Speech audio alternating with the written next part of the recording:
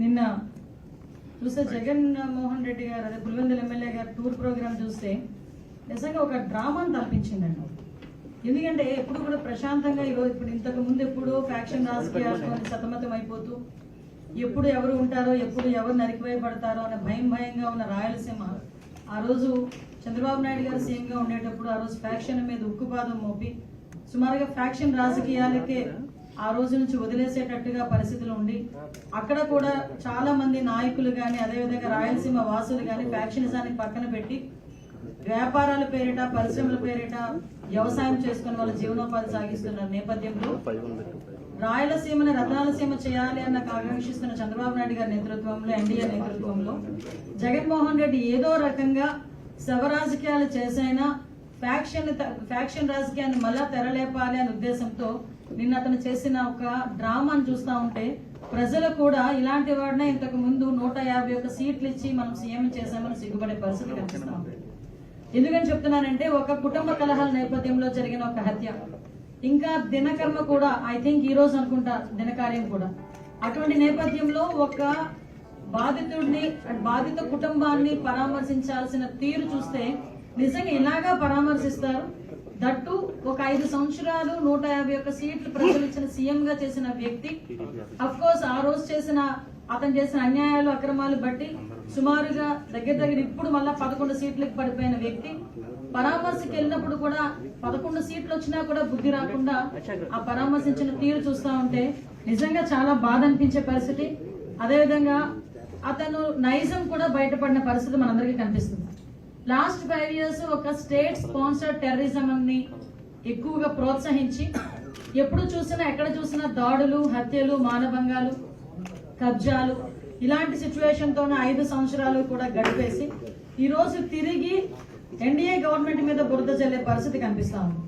ముఖ్యంగా ఒకటి మాత్రం క్లియర్ గా చెప్పాలండి, లాస్ట్ 5 years లో మేము చెప్పామండి, ఐపీసీ సెక్షన్ ప్రకారం అన్నది కాకుండా వైసీపీ మీద విరుచుకుపడే పరిస్థితి చూస్తా ఉంటే జగన్మోహన్ రెడ్డి మానసిక పరిస్థితి కూడా మేము జాలిపడాల్సిన సందర్భం. నిన్న టూర్ ప్రోగ్రామ్ లో కూడా ఏదో భద్రతా వైఫల్యాలు వచ్చినాయి, ఏదో ఇష్టానుసారంగా పోలీసులు భద్రత కల్పించలేకపోయారు, గవర్నమెంట్ భద్రత కల్పించలేకపోయిందని నిన్న చాలా మంది బయటకు వచ్చి మాట్లాడిన పరిస్థితి. ఒక జగన్మోహన్ రెడ్డి అన్న వ్యక్తి ఒక పులివెందలకి మాత్రమే ఒక ఎమ్మెల్యే, అతనికి ప్రతిపక్ష హోదా లేదు. అయినప్పటికీ అతను ఒక ఎక్స్ సీఎం అన్న ఒకే ఒక కారణంతో ఆయన టూర్ ప్రోగ్రామ్ గురించి మాట్లాడినప్పుడు మేము చాలా క్లియర్ గా 1100 మంది అప్రాక్సిమేట్లీ 1100 మంది పోలీస్ బలగాల్ని డిఎస్పీ స్థాయి నుంచి రోప్ పార్టీస్ వరకు అంటే ఏపీఎస్పీ బెటాలియన్స్ వరకు దగ్గర 1100 మంది పోలీసులను పెట్టాం. అంటే మీరు అనుకోవచ్చు ఒక ఎక్స్ సీఎం కి 1100 మంది పోలీసులు ఎందుకండి అని, కానీ అతను వెళ్తున్న ప్రాంతం చాలా సెన్సిటివ్ ప్రాంతం. తను వెళ్తున్న ప్రాంతంలో ఏదైనా గొడవలు జరిగే పరిస్థితి ఉండి లా అండ్ ఆర్డర్ కనుక ఇబ్బంది పడితే సామాన్యమైన ప్రజలు ఇబ్బంది పడతారని ఒకే ఒక కారణంతో గౌరవ ముఖ్యమంత్రి గారి ఆదేశాల మేరకు డీసీపీ గారు అందరూ కలిసి సుమారుగా 1100 మందిని అక్కడ డిప్లాయ్ చేశాం. వాళ్ళు డిప్లాయ్ చేయడమే కాదు, ప్రతి ఒక్కరికి కూడా వాళ్ళకి అక్కడ బాడీ ఆన్ కెమెరాస్ కానీ, రోప్ పార్టీస్ కానీ, మళ్ళా పబ్లిక్ అడ్రస్ సిస్టమ్స్ కానీ, డ్రోన్స్ కానీ, ఏరియల్ సర్వేలెన్సెస్ గురించి డ్రోన్స్ కానీ, ఫైర్ టెండర్స్ కానీ, అంబులెన్సెస్ కానీ, గ్యాస్ గన్స్ కానీ ఇవన్నీ కూడా పెట్టుకున్నాం. అంటే సాధారణంగా ఒక విఐపి వచ్చినప్పుడు ఎటువంటి ట్రీట్మెంట్ చేసుకుంటామో ఆ ట్రీట్మెంట్ అంతా కూడా ఒక సాధారణ ఒక పులివెందుల ఎమ్మెల్యేకి కూడా కేవలం ఎక్స్ సీఎం అన్న కారణంతో మేము ఇవ్వడం కూడా జరిగింది. ఆ సంగతి కూడా మీరందరూ కూడా గమనించాలి. అదేవిధంగా సుమారుగా 7/4/2025 అంటే నిన్న ఇన్సిడెంట్ కన్నా మొన్న ఎస్పీ గారు చాలా క్లియర్ గా కూర్చుని ఒక మీడియా ద్వారా వాళ్ళని పర్సనల్ గా కూడా వైసీపీ నాయకుల్ని పిలిపించి ప్రాబ్లం ఎదురయ్యేటట్టుంది, ఎక్కువ మందిని మీరు మొబిలైజ్ చేయడం, వాట్సాప్స్ లో కూడా ఇంతమంది రండి అంతమంది రండి, పోలీసులు కనుక మిమ్మల్ని అడ్డుకుంటే నడుచుకొని రండి లేకపోతే పరిగెత్తుకుంటూ రండి అని చెప్పి వాట్సాప్ లో కూడా మెసేజ్లు చాలా మంది వైసీపీ నాయకులు రెచ్చగొట్టే ధోరణిలో అవన్నీ పెట్టారు. వాటి నేపథ్యంలో ఎస్పీ గారు కూడా అది చాలా నేరో రోడ్, పక్కన ఒక చెరువు ఉంది, ఒక పక్క చూస్తే కొన్ని 2-3 విలేజ్లు చాలా సెన్సిటివ్ విలేజెస్ ఉన్నాయి కాబట్టి అక్కడ మీరు వచ్చేటప్పుడు కూడా ఎక్కువ మందిని మొబిలైజ్ చేయడం కానీ, అదేవిధంగా కొంచెం అక్కడ లా అండ్ ఆర్డర్ సిచ్యువేషన్ ని కొంచెం కంట్రోల్ చేయడం కానీ, అక్కడ సెక్యూరిటీ పర్పస్ లో కూడా ఎక్కడ కూడా ఇబ్బంది లేకుండా పరిస్థితి చూసుకోవాలి, సెక్యూరిటీ పరంగా మేము చూసుకుంటాం, బ్యారికేడ్స్ అవి కూడా జాగ్రత్తగా చేసుకోవాల్సిన బాధ్యత మీది అని చెప్పి ఆ వైసీపీ నాయకులకి అందరికీ కూడా చాలా క్లియర్ గా చెప్పారు. ఆఖరికి హెలీప్యాడ్ దగ్గర వేసిన బ్యారికేడ్స్ కూడా చాలా ఎందుకు పనికిరాకుండా ఇలా గట్టి కలిపితే పడిపోయేటట్టుగా ఉన్నాయన్న సంగతి మా డిపార్ట్మెంట్ వాళ్ళు ఎవరైతే అక్కడ బ్యారికేడ్స్ వేసారో వాళ్ళకి కూడా చెప్పడం జరిగింది. అంటే ఇక్కడ ఇవన్నీ ఒకసారి మనం అబ్జర్వ్ చేసుకుంటే డాట్ డాట్ డాట్ కనెక్ట్ చేసుకుంటే కావాలని అక్కడ ఒక సీన్ క్రియేట్ చేయడానికి, లా అండ్ ఆర్డర్ విషయంలో అక్కడ గవర్నమెంట్ ఫెయిల్ అయిందని చెప్పడానికి ఒక ముందస్తు ప్రణాళికను ఏర్పాటు చేసుకుని అక్కడ వైసీపీ నాయకులు కానీ ఎవరు ఆధ్వర్యంలో చేశారు, ఒక క్రిమినల్ పాలిటిక్స్ లో ఉంటే ఎలాంటి ఆలోచనలతో ముందుకొస్తారో అలాంటి ఆలోచన కలిగిన జగన్మోహన్ రెడ్డి ఆధ్వర్యంలో అక్కడున్న వైసీపీ నాయకులు కూడా యథా రాజా తదా ప్రజ అన్నట్టుగా వాళ్ళు చేసిన పరిస్థితి. ఇవే కాకుండా హెలీప్యాడ్ దగ్గర సుమారుగా 250 మంది పోలీసులను పెట్టామండి ఒక్క హెలీప్యాడ్ దగ్గర. మీరు హెలీప్యాడ్ హెలికాప్టర్ ల్యాండ్ అయిన తర్వాత పోలీసుల్ని కూడా తోసేసి పోలీసుల మీద కూడా దాడి చేసి ఈ రోజుకి కూడా కొంతమంది కానిస్టేబుల్స్ గాయాలు పాలై హాస్పిటల్లో ఉన్నారు. అంటే మేము అక్కడ కనుక గట్టిగా మాట్లాడి గట్టిగా మేము ఏదైనా ప్రొటెక్ట్ చేస్తే పోలీసులు మమ్మల్ని అడ్డుకున్నారు అంటారు. మేము అయినప్పటికీ కూడా ప్రొటెక్ట్ చేయడానికి చూసినా ఒక విఐపీ అక్కడ ఉన్నారు, అక్కడ మీ ఎక్స్ సీఎం ఉన్నారు, అతని ప్రొటెక్షన్ మా బాధ్యత అని మా పోలీసులు ముందుకు వచ్చి 250 మంది పోలీసులు ఓన్లీ ఒక హెలీప్యాడ్ లోనే ఉంటే వాళ్ళు తోసుకుంటూ నెట్టుకుంటూ దాడి చేసి మొత్తం అందరూ కూడా హెలికాప్టర్ దగ్గర చేరుకున్నారు. మీరు ఒకసారి ఆ ఫోటో మీకు అందరికీ షేర్ చేస్తాను. ఒక ఫోటో డ్రోన్ విషయంలో ఒక ఫోటో ఉంది. అసలు హెలికాప్టర్ ల్యాండ్ అయిన తర్వాత ఇంచుమించుగా మినిమం 50 మీటర్ల 100 మీటర్ల వరకు కూడా ఎవరు రాకూడదు. ఎందుకంటే వింగ్ పొజిషన్ ఉంటుంది, మళ్ళీ ప్రాబ్లం అవుతుంది, సెక్యూరిటీ పర్పస్ కూడా ఉంటుంది. అంటే వాళ్ళు మాకు వచ్చిన కొంత మరి సమాచారం మేరకు అక్కడికి వెళ్ళి వీళ్ళు కూడా హెలికాప్టర్ని ధ్వంసం చేయడానికి కూడా సిద్ధపడ్డారు. ఎందుకు ఇవన్నీ జరుగుతున్నాయి? తిరిగి అతగాడు హెలికాప్టర్ నుంచి వెనకాతలకి హెలికాప్టర్లో వెళ్ళకూడదు, అతను బై రోడ్ వెళ్ళాలి. దానికి ఏ రకంగా చేయాలని ముందస్తు ప్రణాళిక అంతా చేసుకున్నారు. పైగా ఈరోజు పోలీసుల్ని మీరు తప్పుపడుతున్నారు. అక్కడ పోలీసులు కూడా అక్కడ హెలిప్యాడ్ బ్యారికేడింగ్ దగ్గర కూడా చాలా క్లియర్గా మేము చెప్పడం జరిగింది. ల్యాండింగ్ టైం చూసుకుంటేనండి అక్కడ దగ్గర మనకి అతను 11:04 అతను ల్యాండ్ అయ్యారు. ల్యాండ్ అయిన తర్వాత చాలా క్లియర్గా అందరూ కూడా లోపలికి వచ్చేసి అతన్ని ఇబ్బంది పెడితే పోలీసులు వాళ్ళందరినీ కూడా తోసుకుంటా విఐపీని తీసుకొచ్చి కారులో ఎక్కించి పంపించడం జరిగింది. పంపించిన తర్వాత వీళ్ళు ఏమన్నారు, ఆ విండ్ షీల్డ్ ఎక్కడో క్రాక్ అయింది, ఒక ఎయిర్ క్రాక్ లా కనిపించింది. అబ్జర్వ్ చేశారు. అబ్జర్వ్ చేసిన తర్వాత అది ఎప్పుడు జరిగిందో తెలియదు, ఎలా జరిగిందో తెలియదు. కానీ వెళ్ళేటప్పుడు మేము అందులో హెలికాప్టర్లో వెళ్ళడం కాబట్టి మేము బై రోడ్ వెళ్తాము అన్నారు. యాక్చువల్గా మాకు బై రోడ్ వెళ్తాము అని చెప్పి అఫీషియల్గా కన్ఫర్మ్ చేసిన టైం చూస్తానండి మీకు అరౌండ్ అంటే మాకు ఇన్ఫర్మేషన్ ఇచ్చిన తర్వాత ప్లస్ హెలికాప్టర్ పైకి వెళ్ళడం 12:42 బై రోడ్ కన్ఫర్మ్ అయింది. 12:42 బై రోడ్ కన్ఫర్మ్ అయింది. 12:56 చాపర్ టేకాఫ్ అయిపోయింది. ఒకటి నాకు అర్థం కాదు ఏంటంటే ఇక్కడ ఒక స్టెప్ బై స్టెప్ చూసుకుంటే 12:42 రోడ్ మార్గాన్ని వెళ్తాము అని ఎందుకు చెప్పారు? హెలికాప్టర్ చాపర్ వాడు పైలట్ మేము మళ్ళీ పైకి తీసుకెళ్లేము, మాకు ఇబ్బంది అవుతుంది, టెక్నికల్ ఇష్యూస్ ఉన్నాయి కాబట్టి అతను ఏ ప్రోటోకాల్ ప్రకారం చెప్పాడు, ఏ టెక్నికల్ బేస్డ్ అని అతను చెప్పాడు, లేకపోతే అతను ఎందుకు ఇబ్బంది పడ్డాడు తిరిగి విఐపీని తీసుకెళ్ళడానికి, ఇది ముందస్తు ప్రణాళిక, లేకపోతే అతను వన్ సైడ్కే చాపర్ మాట్లాడుకున్నాడా, ఇవన్నీ కూడా మనం ఆలోచన చేసుకోవాలి. ఎందుకు ఇన్ని డౌట్లు వస్తున్నాయంటే చాపర్ ఎగరటానికి విఐపీ ఉంటే ఎగరటానికి ఇబ్బంది అట. విత్-ఇన్ 14 minutes లో చాపర్ టేకాఫ్ అయిపోయింది, హ్యాపీగా వెళ్ళి ల్యాండ్ అయిపోయింది. కానీ చాపర్లో వెళ్ళే విఐపీకి ప్రాబ్లం కానీ ఆ పైలట్కి ప్రాబ్లం కాదా? మరి పైలట్ ఎలా వెళ్ళాడు అదే చాపర్లో? ఒకసారి మనం ఆలోచన చేసుకోవాలి కదా ప్రజలందరూ కూడా. అదేవిధంగా మీరు అబ్జర్వ్ చేసుకుంటే ఎంత అంటే ఒక క్రిమినల్ సైకాలజీ ఉన్న వ్యక్తి పొలిటికల్ లీడర్ మళ్ళీ ఎందుకు చెప్తున్నానంటే నాకే చాలా చిరాకు అనిపించింది. అన్న ఇలా కూడా ఆలోచిస్తారా ఒక పొలిటికల్ లీడర్స్, ఇలా కూడా ఆలోచిస్తారా అసలు మనుషులు అనిపించింది. 11 గంటలకి ఇంకా మేము ఇంకా అతగాడు ల్యాండ్ అవ్వలేదు, ఏమీ అవ్వలేదు. ఫస్ట్ పోస్టింగ్ ఒకటి వస్తుంది వైసీపీ దగ్గర నుంచి, ఎక్కడ పడితే అక్కడ పోలీసులు అడ్డుకుంటున్న వైసీపీ నేతలను అడ్డుకుంటున్న పోలీసులు మమ్మల్ని అక్కడ వరకు రానివ్వట్లేదు అని ఒక పోస్ట్ పెడతారు. విత్-ఇన్ 30 minutes హెలిప్యాడ్ దగ్గర భద్రతా వైఫల్యం, పోలీసులు ఎవరు లేరు. అక్కడేమో పోలీసులు ఉన్నారంటాం, ఇక్కడేమో పోలీసులు లేరంటాం. అసలు జనాల్ని ఎలా సైకలాజికల్ గా వాళ్ళు ట్యూన్ చేయడానికి ప్రయత్నం చేస్తున్నారని చెప్పడానికి మీకు ఒక ఉదాహరణ చెప్తున్నా. మళ్ళీ బయటకు వచ్చి ఓకే ఇదంతా జరిగింది. తర్వాత బయటకు వచ్చి ప్రెస్ మీట్ పెట్టారు. ఆయన ఇంచుమించుగా 11:04కి ల్యాండ్ అయ్యారు.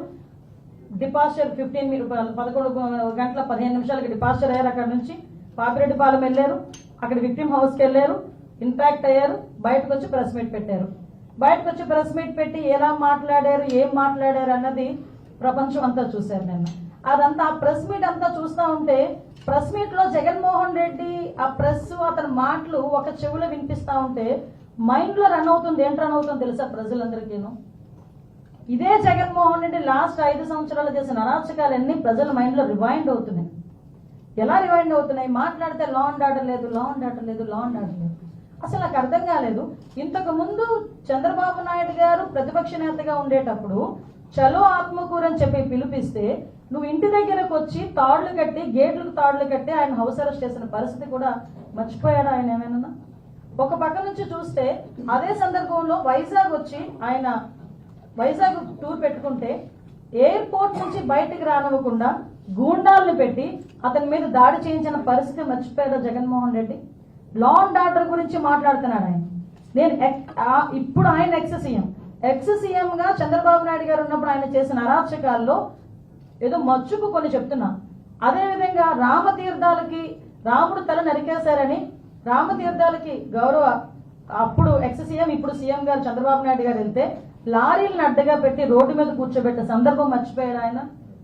ఇదే చంద్రబాబు నాయుడు గారు అమరావతి పర్యటన పెట్టుకుంటే బస్సు యాత్ర చేస్తే ఆ బస్సు మీద రాళ్లు రువితే అది భావ స్వేచ్ఛా ప్రకటన అని నీ పోలీస్ చేత ఒక రోజు మాట్లాడించిన సందర్భాన్ని మర్చిపోయాడా జగన్మోహన్ రెడ్డి?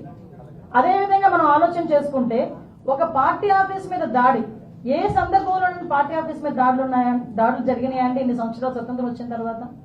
ఒక పార్టీ ఆఫీస్ మీద దాడి జరిగింది. ఎందుకు ఇలా జరుగుతుంది? డీజీపీ ఆఫీస్ పక్కనే ఉన్న పార్టీ ఆఫీస్ మీద దాడి జరిగింది అంటే అది మాకు బీపీలు పెరిగిపోయినాయి, మా కార్యకర్తలకి బీపీలు పెరిగి చేశారు అని సాక్షాత్తు సీఎం కుర్చీలో కూర్చున్న జగన్మోహన్ రెడ్డి మాట్లాడిన తీరు జనాలు మర్చిపోయారు అనుకుంటున్నారా?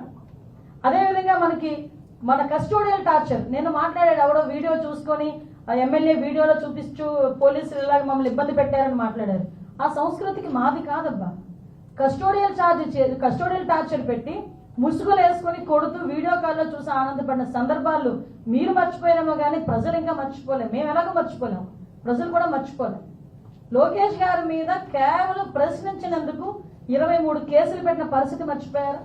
ఈ రోజు అద్భుతం ఏంటంటే ఈ రోజు అసెంబ్లీలో ఉన్న ఎమ్మెల్యేల్లో 85 to 90% ఎమ్మెల్యేలు అందరికీ కూడా లాస్ట్ 5 సంవత్సరాల్లో జగన్మోహన్ రెడ్డి గారు పెట్టిన కేసులు 90% ఎమ్మెల్యేల మీద ఉన్నాయి. మరి ఈ రోజు నువ్వు వచ్చి లా అండ్ ఆర్డర్ గురించి మాట్లాడతావు, చంద్రబాబు నాయుడు గారి గురించి మాట్లాడతావు, పవన్ కళ్యాణ్ గారి గురించి మాట్లాడతావు. పవన్ కళ్యాణ్ అక్కడ సీఎం మీద కేసులు ఉన్నాయి, డిప్యూటీ సీఎం మీద కేసులు ఉన్నాయి. సీఎం ఇప్పుడున్న సీఎం గారిని రోడ్డు మీద నిలబెట్టావు, డిప్యూటీ సీఎం గారిని రోడ్డు మీద పడుకోబెట్టావు. ఇప్పుడున్న స్పీకర్ గారి మీద కేసులు ఉన్నాయి, డిప్యూటీ స్పీకర్ గారికి కస్టోడియల్ టార్చర్స్ ఉన్నాయి, హోమ్ మినిస్టర్ నా మీద 23 కేసులు ఉన్నాయి. అలాంటిది చూసుకుంటే మొత్తం అందరు మినిస్టర్స్ మీద అందరు ఎమ్మెల్యేస్ మీద సుమారు 90% ఎమ్మెల్యేస్ మీద కేసులు ఉన్నాయి. అయ్యో హత్యల కేసులో, కబ్జాల కేసులో, దొంగతనాల కేసులు, ఆ కేసులు ఈ కేసులు కాదండి, కేవలం ప్రశ్నించినందుకు మా మీద పెట్టిన కేసులు ఇవన్నీ. నువ్వు ఈ రోజు వచ్చి మాట్లాడుతున్నావు. ఈ రోజు మేము ఎంత ట్రాన్స్పరెన్సీగా పనిచేస్తున్నామంటే జగన్మోహన్ రెడ్డి నేను పలానా ఓకే సవాల్ వస్తేనే బెంగళూరు నుంచి వస్తావు, ఎక్కడైనా శవరాజకీయం చేయాలనుకుంటే బెంగళూరు నుంచి వస్తారు మీరు. ఎస్ కాదని చెప్పట్లేదు. మీరు ఎక్కడికి వెళ్తారని మీరు పర్మిషన్ పెడితే ఏ రోజైనా మిమ్మల్ని హౌస్ అరెస్ట్ చేసిన సందర్భాలు ఉన్నాయా? మిమ్మల్ని మీ నాయకులను ఎవరైనా హౌస్ అరెస్ట్ చేసిన సందర్భాలు ఉన్నాయా? ప్రివెంటివ్ అరెస్ట్ ఏమైనా చేస్తున్నామా? పరదాలు ఏమైనా కడుతున్నామా? పోలీస్ బందోబస్తుల మధ్యలో మేము ఏమైనా వెళ్తున్నామా? ఒకసారి ఆలోచించేయండి. ఇవన్నీ మేము అంత ట్రాన్స్పరెన్సీగా ఒక ప్రతిపక్ష నాయకుడు కూడా కాదు, ఎక్స్ సీఎంకి ఇవ్వాల్సిన గౌరవం ఇచ్చి జెడ్ ప్లస్ సెక్యూరిటీ ఇచ్చి అంటే ఆయనకి ఇవ్వాల్సిన భద్రత కన్నా ఎక్కువ ఇచ్చి మేము పంపిస్తా ఉంటే ఈ రోజు బయటకు వచ్చి భద్రతా వైఫల్యం. ఎస్ నేను హోమ్ మినిస్టర్ గా మాట్లాడుతున్నా.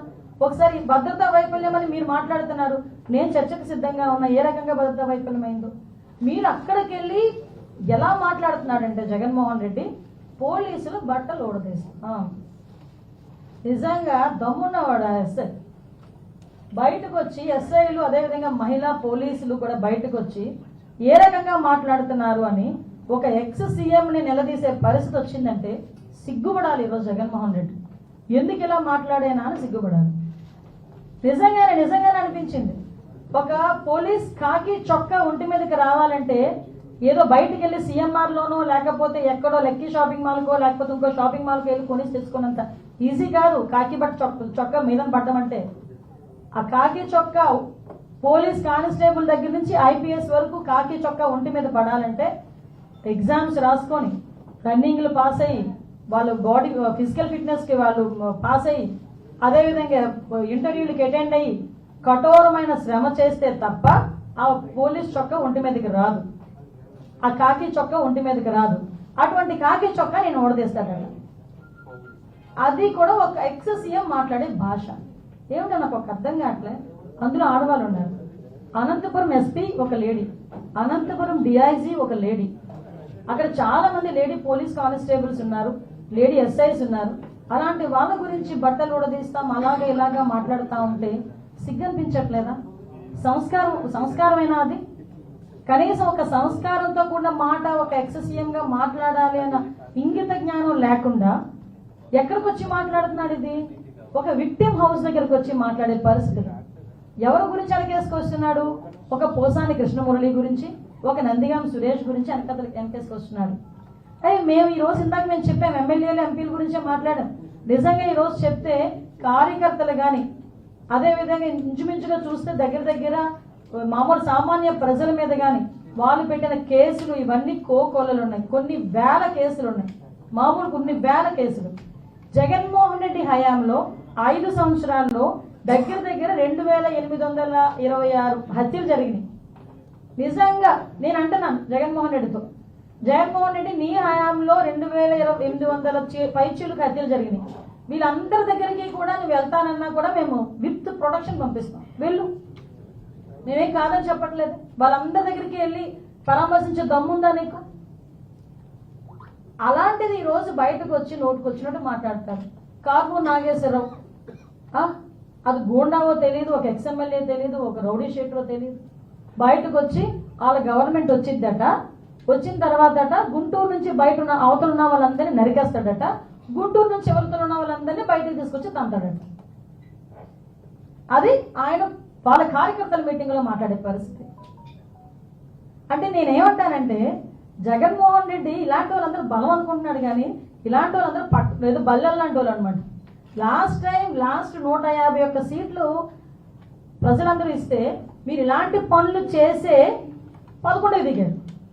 ఈరోజు మళ్ళా నోటికి అద్దు లేకుండా ఇలాగే మాట్లాడితే ఆ 11కి కూడా కన్నం పడే పరిస్థితి కనిపించే పరిస్థితి మనందరికీ కూడా కనిపిస్తుంది. అది జగన్మోహన్ రెడ్డికి అర్థం కావట్లా. ఒకటి మేము చెప్తున్నామండి, ఈ రోజు శాంతి భద్రతల విషయంలోనే కానీ ముఖ్యంగా ఎక్కడా కూడా ఫ్యాక్షన్ రాజకీయాలు లేకుండా చూడటంలో కానీ ప్రజలకు ఎవరికి ఇబ్బంది లేకుండా చూడటంలో కానీ మేమందరం కూడా చిత్తశుద్ధితో పనిచేస్తాం. ముఖ్యంగా పోలీస్ డిపార్ట్మెంట్ గురించి మాట్లాడేటప్పుడు ఒక్కసారి మనస్సాక్షితో ఆలోచించుకోవాలి. వాళ్ళ ఇంట్లో ఆడబిడ్డల్ని వాళ్ళ ఇంట్లోని ఉన్న మహిళల్ని ఇంట్లో పెట్టి బయటకు వచ్చి అదే మహిళల ప్రొటెక్షన్ గురించి అదే మహిళల ఆడబిడ్డల ప్రొటెక్షన్ గురించి వాళ్ళు 24 గంటలు కష్టపడతారు. ఈరోజు వాళ్ళ ఇంట్లోని తల్లిదండ్రులు హాస్పిటల్లో ఉన్నారా, వాళ్ళ ఇంట్లో తల్లిదండ్రుల ఆరోగ్యం బాగుందా, వాళ్ళకి ఏం చూడాలన్నది కూడా పక్కన పెట్టి డ్యూటీ విషయంలో 24 గంటలు 48 గంటలు అయితే 48 గంటలు కూడా నుంచొని ప్రజల భద్రత గురించి రాష్ట్ర భద్రత గురించి నుంచొని ఉద్యోగాలు చేసే పరిస్థితులు కనిపిస్తా ఉన్నాయి. అలాంటి వాళ్ళని గురించి మాట్లాడేటప్పుడు కొంచెం మనం సెన్స్తో మాట్లాడితే ప్రజలు యాక్సెప్ట్ చేస్తారు. ఒక్కసారి అది కూడా ఆలోచన చేసుకోమని జగన్మోహన్ రెడ్డి గారికి చెప్తూ పోలీస్ డిపార్ట్మెంట్ మీద అదేవిధంగా ప్రజల్ని రెచ్చగొట్టే విధంగా శాంతి భద్రతలకి భంగం వాటిల్లే విధంగా ఎవరైనా మాట్లాడినా సోషల్ మీడియాలో పోస్టులు పెట్టినా కంపల్సరీగా తగిన చర్యలు తీసుకుంటామని మీ అందరికీ తెలియజేసుకుంటాం. జగన్ పర్యటనకి ఒక వారం రోజుల ముందే రాప్తాడ్ ఎమ్మెల్యే పట్టాల సుల్తాన్ గారు జగన్ ఇక్కడికి రాకూడదు, వస్తే ప్రజలు అడ్డుకుంటారు అని చెప్పేసి. ఓకే, మీరు అన్నది కరెక్టేనండి. యాక్చువల్ గా ఒకటి విషయం చెప్పాలండి, రాప్తాడ్ ఎమ్మెల్యే గారు ఎన్ని ఒకసారి మీరు రాప్తాడ్ ఎమ్మెల్యే పరిటాల సునీతమ్మ, పరిటాల రవి గారి హత్య కేసులో ఎవరు ఇన్వాల్వ్ అయి ఉన్నారన్న సంగతి ప్రపంచం అందరికీ తెలుసు. ఎక్కడో అక్కడ కడుపు మంట ఉంటుంది. ఆ కడుపు మంటతో అక్కడ ఒక సంస్కృతి ఉంది. కొంతమంది కొన్ని ఊర్లకి వైసీపీ నాయకులు రారు, కొంతమంది టీడీపీ వాళ్ళు ఆ ఊర్లకు వెళ్ళరు. కొంత సంస్కృతి అక్కడ నడుస్తుంది, కొన్ని రోజుల నుంచి నడుస్తుంది. కానీ ఆ రోజు వచ్చేటప్పుడు మా కార్యకర్తలు ఇబ్బంది పడుతున్నారు అతను వస్తే అని చెప్పి సునీతమ్మ గారు మాట్లాడినప్పటికీ, ఆ కడుపులో ఆ బాధ ఉన్నప్పటికీ, కార్యకర్తలందరూ ఇబ్బంది పడుతున్నప్పటికీ అధిష్టానం ఏదైతే చెప్పిందో, పోలీస్ డిపార్ట్మెంట్ వాళ్ళు ఏదైతే రిక్వెస్ట్ చేశారో, అతను వెళ్తున్నానంటున్నారు, మీరు ఎటువంటి శాంతి భద్రతకు భగ్నం కాటెళ్లకుండా మీ కార్యకర్తలు మీరు అదుపులో పెట్టుకోండి అని చెప్పి అధిష్టానం నిర్ణయం మేరకు, డిపార్ట్మెంట్ నిర్ణయం మేరకు సునీతమ్మ మీటింగ్ పెట్టి, చెప్తున్నా మళ్ళీ గుర్తుపెట్టుకోండి, మీటింగ్ పెట్టి ప్రతి కార్యకర్తకి కూడా మీరు ఇళ్లలో ఉండండి, అతను వస్తాడు, చూసుకుంటాడు, వెళ్ళిపోతాడు, ఎవరు కూడా ఎటువంటి ఇబ్బంది పెట్టొద్దు, మనం ఏదైనా గల్లాటా చేస్తే ప్రజలు ఇబ్బంది పడతారని పెద్ద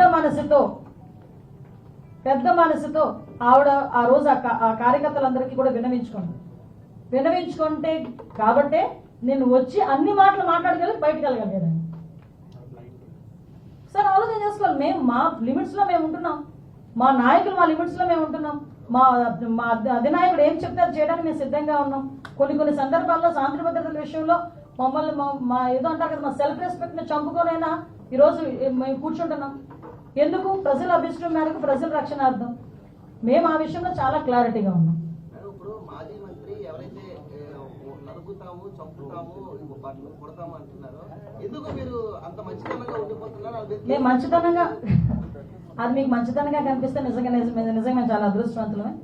కానీ ఇందాకే చెప్పాను, శాంతి భద్రతలు వాటి భగ్నం కలిగేటట్టుగా మాట్లాడినా, ప్రజల్ని రెచ్చగొట్టేటట్టు మాట్లాడినా, మత విద్వేషాలు రెచ్చగొట్టేటట్టు మాట్లాడినా, సోషల్ మీడియాలో పోస్టులు పెట్టినా తగిన చర్యలు అయితే ఉంటాయి.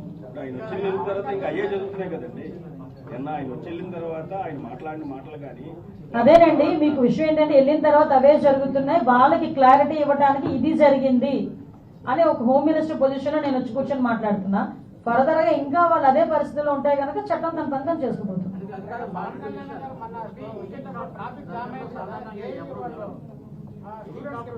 నా ఫోన్ ఇవ్వండి.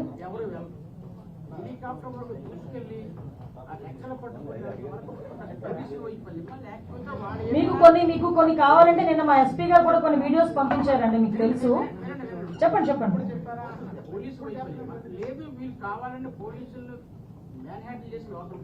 పోలీసులు మ్యాన్ హ్యాండిల్ చేసి వెళ్ళారండి లోపలికి.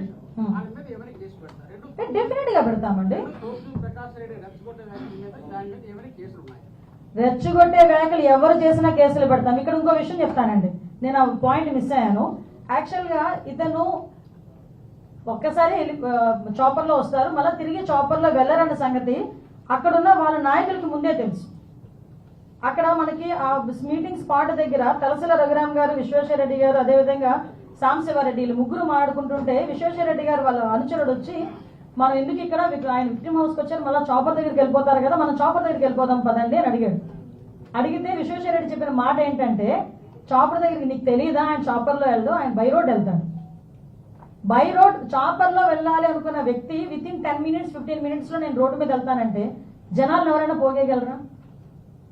విత్ ఇన్ 15 minutes లో దారి పొడుగునా కావాలని వాళ్ళ నాయకులను పెట్టుకొని చేశాడు.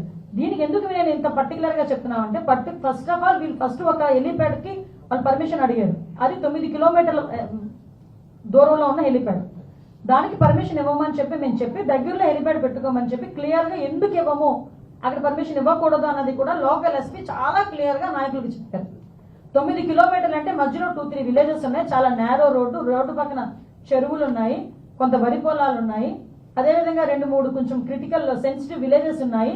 ఆ విలేజెస్ మధ్య నుంచి వెళ్తే కనుక విఐపికి ప్రాబ్లము, అక్కడ ఏదైనా లా అండ్ ఆర్డర్ ఇష్యూ జరగచ్చు, కాబట్టి మీరు నియర్ బై హెలిప్యాడ్ దగ్గర పెట్టుకోండి అని చెప్పి క్లియర్ చేసి, ఆ బ్యారికేడ్ సిస్టమ్ కూడా బాగాలేదు, బ్యారికేడ్ సిస్టమ్ చాలా వీక్ గా ఉంది అని చెప్పి కూడా మేము ఇన్ఫార్మ్ చేసినప్పటికీ కూడా వాళ్ళు బ్యారికేడ్ సిస్టమ్ క్లియర్ గా పెట్టుకోవాలి.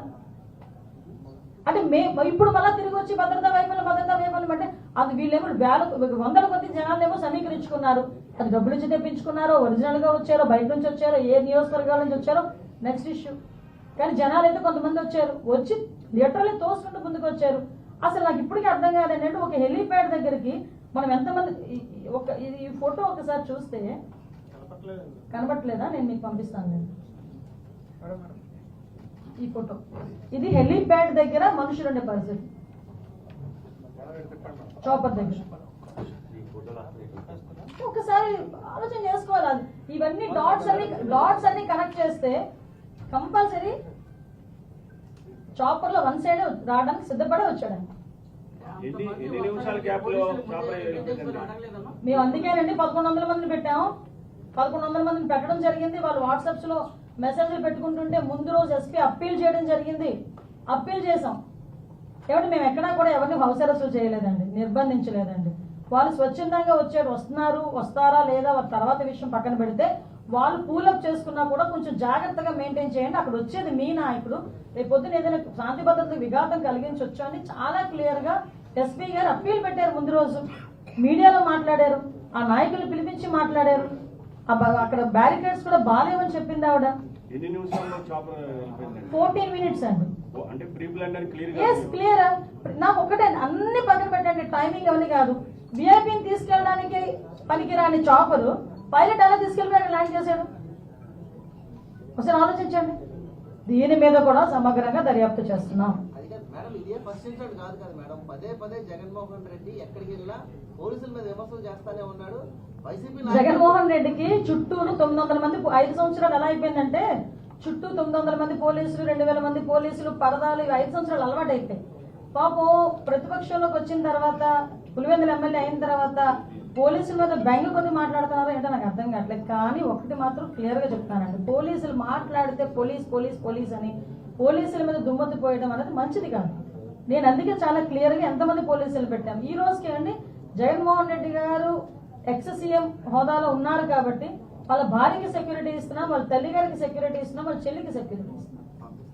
మేము ప్రతిపక్షంలో ఉండేటప్పుడు బ్రాహ్మణి గారికి సెక్యూరిటీ తీసేశారు, లోకేష్ గారికి సెక్యూరిటీ తీసేశారు, చంద్రబాబు నాయుడు గారికి సెక్యూరిటీ తగ్గించేయమని చెప్పి తగ్గించేస్తే మేము మళ్ళీ సెంట్రల్ గవర్నమెంట్ లో మళ్ళా విషయం చెప్పి ఆయనకి మళ్ళీ ఆయన సెక్యూరిటీ పెంచుకోవాల్సిన అవసరం వచ్చింది. ఎవరికండి? ఆయన Z+ సెక్యూరిటీ అండి.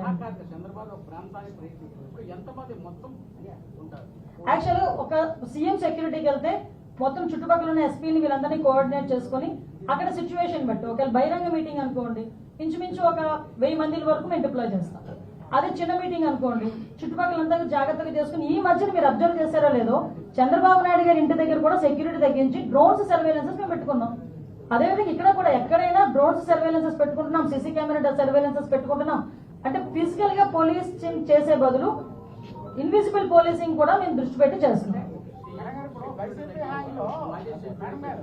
పెంచలేదండి, దయచేసి మీరు అదే నేను ఇందాక కూడా చాలా క్లియర్ గా చెప్పాం. మీరు దయచేసి మీరు అర్థం చేసుకోవాలి, అక్కడున్న సెన్సిటివిటీ బట్టి, అక్కడున్న పరిస్థితులను బట్టి అక్కడ కంపల్సరీ మాకు వచ్చిన ఇందాక మీరు అడిగారు ఇంటెలిజెన్స్ రిపోర్ట్ ఉందా లేదా అని అడిగారు. మాకున్న రిపోర్ట్ ను బట్టి ఎక్కువ మందిని కొంచెం మొబిలైజ్ చేస్తున్నారు, డబ్బులు ఇచ్చి తీసుకొస్తున్నారు కాబట్టి అక్కడ ఏదైనా గలాటా సృష్టించడానికి రెడీ అవుతారు. ఎందుకంటే మాకు పూర్వం అనుభవం ఉందబ్బా, గొడ్డలకైతే మొదలైంది, తర్వాత కోడికత్తి వచ్చింది, తర్వాత గులకరాయి వచ్చింది, ఇప్పుడు హెలికాప్టర్ వస్తుంది మేము కనుక చూసుకోకపోతే. వాళ్ళు అంటారు నేను అందుకే క్లియర్ గా చెప్పాను, నేను చాలా క్లియర్ గా ఎంతమంది పోలీసులు పెట్టాము, ఎంతమంది పోలీసులు ఎక్కడెక్కడ పనిచేశారు, అదేవిధంగా ఎంతమంది పోలీసులు వీళ్ళు కొట్టి లోపలికి వచ్చారు, అన్ని కూడా సీసీ కెమెరాస్ లోని డ్రోన్స్ లోని అన్ని క్లియర్ గా ఉన్నాయండి. అది మాత్రం నిజం. ఎవరైనా పోలీసులు కొట్టిన సందర్భంగానే అక్కడికి ఆ భద్రతా వలయంలోకి ఇంచుమించుగా ఆ చాపర్ దగ్గరకు వచ్చిన వాళ్ళందరి దగ్గర అందరి డీటెయిల్స్ మా దగ్గర ఉన్నాయి.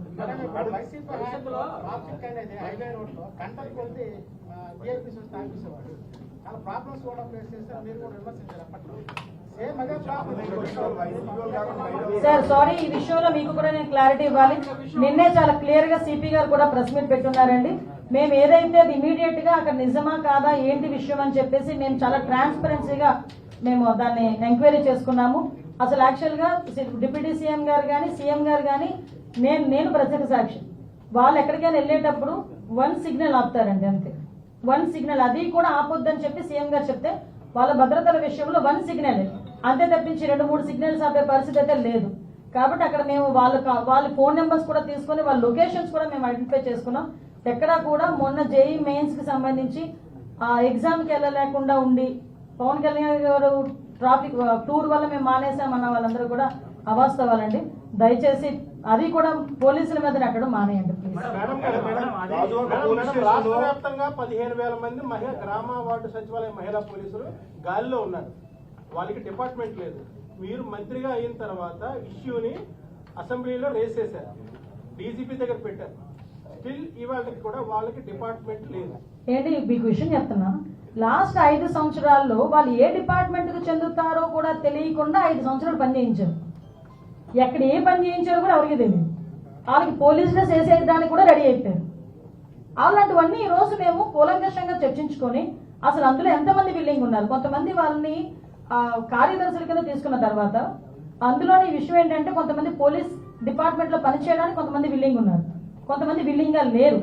సో విల్లింగ్ లో ఎంతమంది ఉన్నారు, విల్లింగ్ ఎంతమంది లేరు అనేది కేటగరైజేషన్ చేసుకుని వాళ్ళు ఏ పొజిషన్స్ లో పెట్టాలి, ఏ పనులకు వాళ్ళని ఉపయోగించుకోవాలనేది గవర్నమెంట్ ఎక్సర్సైజ్ చేస్తుంది.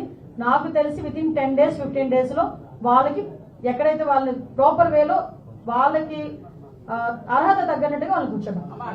ఈ విషయంలో హెలికాప్టర్ విషయంలో భద్రతా పోలీసు సిబ్బందిపై దాడి చేసి లోపలికి వెళ్ళిపోయారు. అంతమంది వచ్చినా సరే ముందుగా గుర్తించిన భయపడినామా, లేకపోతే భద్రతా వలయం బలహీనంగా ఉందా? అమ్మా మీకు విషయం చెప్తున్నాను, ఒక ఎక్స్-సీఎం వచ్చినప్పుడు భద్రత అనేది బ్యారికేడ్స్ అనేవి వాళ్ళు సొంతంగా వేసుకుంటారు. వాళ్ళు వేసుకోవాలి బ్యారికేడ్స్ అని. మేము సెక్యూరిటీ ఇస్తాం. లేకపోతే ఇంతకు ముందు చంద్రబాబు నాయుడు గారు టూర్ ప్రోగ్రామ్కి వచ్చిన నా పాయకురపేటలో కూడా టూర్ ప్రోగ్రామ్ చేశారు చంద్రబాబు నాయుడు గారు. హెలిప్యాడ్ మేమే రెడీ చేసుకున్నాము, బ్యారికేడ్స్ మేమే వేసుకున్నాము. మరి ఎప్పుడు అప్పుడు జరగని ఇష్యూలు ఇప్పుడు ఎందుకు జరుగుతున్నాయి? ఎన్నిసార్లు చంద్రబాబు నాయుడు గారు ఎక్కడెక్కడికి వెళ్ళలేదు, ఎన్నిసార్లు హెలికాప్టర్లో రాలేదు, చాపర్లో రాలేదు చంద్రబాబు నాయుడు గారు. మరి ఆ రోజు జరగని ఇవన్నీ ఇప్పుడు ఎందుకు జరుగుతున్నాయి? ఆ రోజు కనీసం పోలీసు కూడా కనిపించేవాడు కాదే. నేనేమంటానంటే ఈ రోజు మేము దేనికి రిస్ట్రిక్ట్ చేయట్లేదండి. ఇంతకు ముందు జగన్మోహన్ రెడ్డి ఒక శంకుస్థాపనకు వస్తున్నాడన్న తెలుగుదేశం పార్టీ నాయకులందరినీ కూడా ప్రివెంటివ్ అరెస్ట్ కానీ హౌస్ అరెస్టులు కానీ చేసిన పరిస్థితి. ఈ రోజు మేము అలా ఏం చేయట్లేదు కదా. ఈ రోజు అతని గురించి మీకు చాలా క్లియర్ గా 1100 ఇన్ఫర్మేషన్ ఉంది కాబట్టి 1100 మంది పోలీసుల్ని మేము ఒక డిప్లాయ్ చేసుకున్నాం. అక్కడ డిప్లాయ్ చేసుకున్నప్పటికీ కూడా పోలీసుల్ని అది ప్రీ ప్లాన్డ్. మీకు ఇంటెన్షనల్ గా జరిగింది అంటే ఒక రకంగా ఉంటది, బై మిస్టేక్ జరిగిందంటే ఒక రకంగా ఉంటుంది. ఎవరు దాడి చేస్తారో ఎందుకు చూస్తూ ఊరుకుంటామండి? సారీ, ఇంటెలిజెన్స్ రిపోర్ట్ మీకు ఉంది, డ్రోన్ సర్వేలెన్స్ ఉంది, సీసీ కెమెరా సర్వేలెన్స్ ఉంది, టోటల్ అబ్జర్వేషన్ మొత్తం ఒక సెకండ్ వివిఐపి ప్రోగ్రామ్ లో మీకు టోటల్ ఇంటెలిజెన్స్ రిపోర్ట్ ఉంది. ఇంటెలిజెన్స్ రిపోర్ట్ ఉన్నప్పుడు అక్కడ భద్రతా వైఫల్యం ఏ రకంగా జరిగిందని మీ భావిస్తారు? మీకు విషయం చెప్పనా, పులివెందుల ఎమ్మెల్యే 1+1 సెక్యూరిటీ ఒక ఎమ్మెల్యేకి ఇచ్చారు 1+1 సెక్యూరిటీ. లేదు అతను ఏదైనా నక్సల్ ప్రభావిత ప్రాంతాల్లో కానీ అతను ఏదైనా థ్రెట్ ఉంది అనుకుంటే 2+2, ఎగ్జాక్ట్లీ 2+2. ఓకే, అతనికి కేవలం ఎక్స్-సీఎం అన్న ఒకే ఒక కారణంతో Z+ ఇచ్చాం. ముందు ఇంటెలిజెన్స్ రిపోర్ట్స్ వీళ్ళు రెచ్చగొట్టే దోడల్లో ఉన్నారు, ప్రీ ప్లాన్డ్ గా ఏదో ఇబ్బంది కలగజేసేటట్టు ఉన్నారు, ఫ్యాక్షన్ ని వీళ్ళు తిరిగి ప్రమోట్ చేసేటట్టుగానే ఉన్నారని మాకు రిపోర్ట్ ఉంది. కాబట్టే 1100 మందిని ఎందుకు పెడతామంటే మాకేంటి అవసరం అండి? మాకేంటి అవసరం? అది జగన్మోహన్ రెడ్డి చుట్టూ వలయంలో నుంచోడానికి 1100 మంది కాదు. అక్కడ విఐపీకి ఏమీ జరగకూడదు, అక్కడ లా అండ్ ఆర్డర్ ఇష్యూస్ ఏమీ జరగకూడదు. అక్కడ వాళ్ళ లోకల్ ఏమండి లాస్ట్ కోడికత్తి శ్రీను నేను వైసీపీ అభిమాని అన్నాడు, మొన్న గొలకరాయి నేను వైసీపీ అభిమాని అన్నాడు, సొంతంగా గొడ్డలి సొంత బాబాయ్. అంటే ఇలాంటి సిచ్యువేషన్స్ ఉంటాయని మేము ముందుగానే ఊహించుకొని అక్కడ ఇబ్బంది రాకుండా చూసుకోవడానికని మేము అన్ని పెట్టుకుంటే అవును డ్రోన్ పెట్టాము, అందువల్ల ఇప్పుడు అన్ని మాకు వచ్చినాయి. డ్రోన్ సర్వేలెన్సెస్ పెట్టాము, బాడీ వాన్స్ కెమెరాస్ పెట్టాము, రో పార్టీ ఇచ్చాము, అంబులెన్స్ పెట్టాము, గన్స్ పెట్టాము. అక్కడ ఇన్ని మేము భద్రత మేము పెట్టుకున్నాము. వాళ్ళు కావాలని తోసుకొని వెళ్ళి అక్కడికి వెళ్ళి ఇబ్బంది పెట్టి అది కూడా air crack, light air crack గుర్తించారు. లైట్ వెయిట్ బా నేను చెప్తున్నాను కదా, ప్రతి ఒక్కరు ఒక్కొక్కరు ఒకటి అడుగుతున్నారు. ఇంత భద్రత ఏర్పాటు చేసినప్పటికీ హెలికాప్టర్ వరకు ఎలా వెళ్ళగలిగారు? అంటే ఏంటి మీ ఉద్దేశం ఏంటి? ఒక్కొక్క మనిషికి ఒక్కొక్క పోలీసుని పెట్టాలా మేము? మరి మీరు మాట్లాడేటప్పుడు దయచేసి అక్కడ ఎంతమంది పోలీసులు 250 మంది పోలీసులు మేము డిప్లాయ్ చేస్తే ఒక హెలిప్యాడ్ దగ్గర వాళ్ళు ఇంచుమించుగా ఒక 600-700 మంది వచ్చినప్పుడు తోసుకొని వెళ్తున్నారు. తోసుకుని వాళ్ళు కావాలని చెయ్యాలనుకునేటప్పుడు ఎవడైనా చేస్తాడబ్బా? 250 మందిని హెలికాప్టర్ చుట్టుపక్కల ప్రాంతాల్లోనూ పెట్టామనుకున్నారు, మీరే చెప్పారు. అంతమంది ఒకేసారి వస్తున్నప్పుడు ఎందుకు చర్యలు తీసుకోవట్లేదు అనేది కదా. చర్యలు ఏంటి అంటే అయిపోయి ఇప్పుడు జరిగింది కాబట్టి జరిగిందని సంగతి చెప్తున్నాం. ఒకటి మేము చెప్తున్నామండి, అంతమంది వచ్చిన విఐపి ఒక్క చెయ్యి ఒకటి పడలే విఐపి మీద. అక్కడెక్కడ ఎటువంటి గొడవలు జరగల. అక్కడ వాళ్ళు ఎంత ప్రయత్నం చేసినా బికాస్ ఆఫ్ పోలీస్ ఓన్లీ, అక్కడ వాళ్ళు ఎంత ప్రయత్నం చేసినా గలాటా సృష్టిద్దామని మాట్లాడుకున్నా, ఆఖరికి బై రోడ్ వెళ్దామని ముందే వాళ్ళు ప్లాన్ చేసుకుని బయటకు వచ్చినా ఎక్కడా కూడా ఇంత ఇన్సిడెంట్ జరగకుండా సేఫ్ గా విఐపిని కర్ణాటక బెంగళూరు ఇంటికి చేర్చాం. అది పోలీస్ అంటే. దాని గురించి మాట్లాడండి. భవిష్యత్తులో జగన్మోహన్ పర్యటన మీద మీరు ఏమైనా ఆంక్షలు కానీ ఏం ఆంక్షలు లేవండి. మేము ఎందుకు ఆంక్షలు పెడతాం? ప్రజాస్వామ్యం ఇది. జగన్మోహన్ రెడ్డి గారు ఏ పర్యటనలో వస్తున్నప్పుడు పోలీస్ డిపార్ట్మెంట్ నే ప్రతిసారి కూడా పాయింట్ అవుట్ చేస్తారు, ప్రతి పర్యటనలో కూడా. ఏ వంకాయలు దొంగపడి గెలిచేటండి అలా ఉంటుంది.